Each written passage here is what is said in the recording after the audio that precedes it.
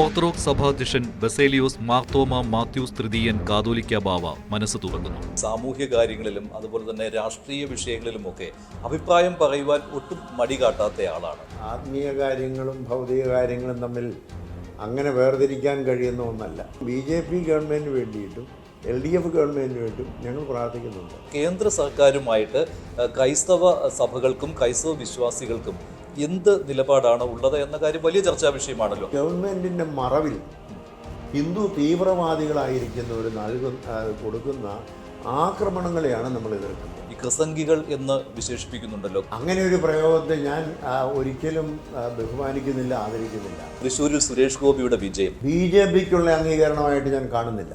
സുരേഷ് ഗോപിയുടെ ഒരു പ്രവർത്തന ശൈലിയിൽ നിന്ന് സുരേഷ് ഗോപിക്ക് നേരിട്ടതായ ഒരു വിജയമായിട്ട് കാണുന്നു. ബാവയോട് രാഷ്ട്രീയം പറയാം.